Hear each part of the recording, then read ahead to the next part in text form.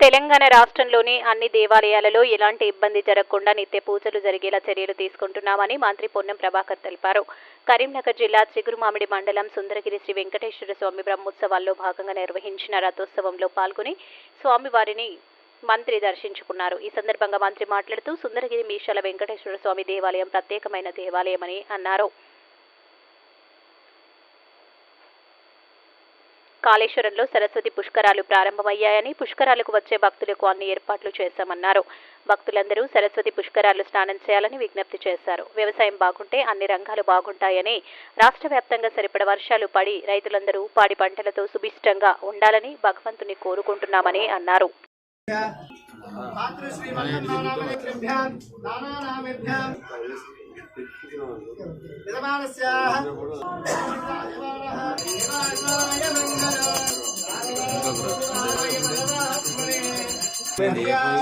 प्यारंदराजय सर्वस्वमोदिरात्र उत्तममहद्भवति सर्वस्याप्तै जय जय श्रीमन्नारायण जय श्रीमन्नारायण।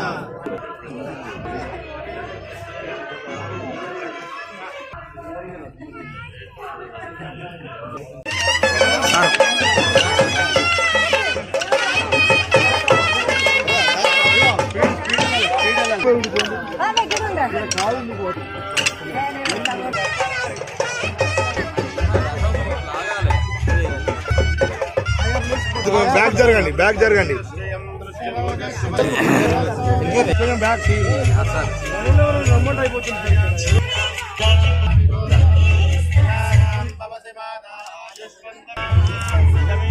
కొంచెం వెనక్కి ఉండండి మీరు.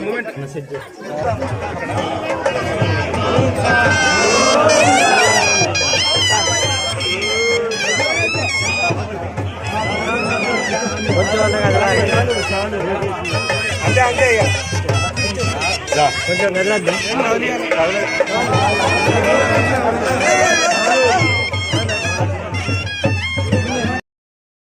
దేవాలయం వర్షం వచ్చినప్పుడు కొంత నీళ్లతోటి ఉంటున్నటువంటి సందర్భంగా దాని ఏ విధంగా వాటర్ ప్రభావం పడకుండా ఉండాలనేటువంటి ప్రధానమైన పనులను దృష్టించడం జరిగింది. వాటిని ఎందుకంటే తెలంగాణ ప్రభుత్వంలో దేవాలయాలకు సంబంధించి పూజలు కానీ దానికి సంబంధించినటువంటి పాశ్చాత్యం దాని యొక్క భక్తికి సంబంధించిన విషయంలో ఎక్కడ కూడా నిర్లక్ష్యం జరగకుండా అన్ని రకాలుగా దేవాలయాల యొక్క నిత్య పూజలు జరిగే విధంగా చర్యలు తీసుకుంటూ ఉన్నాం.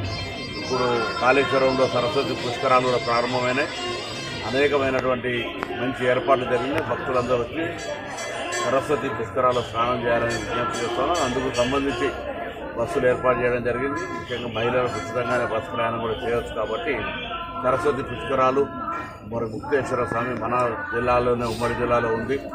అది ప్రాణహిత, దాని తర్వాత సరస్వతి అంతర్లీనంగా గోదావరితో కలిసిపోయేటువంటి వేడి సంగమం.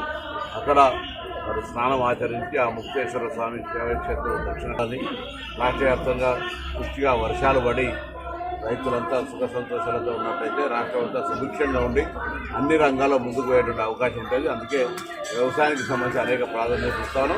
ఆ ప్రాధాన్యత ఇచ్చే భాగంగా ఆ దేవుడి ఆశీర్వచనం కూడా ఉంటే మంచి పాడి పంటలు, సుభిక్షమైన వర్షము అన్నీ కూడా బాగుండాలని సుందరగిరి శ్రీ వెంకటేశ్వర స్వామి కూడా కోరుకుంటున్నాను.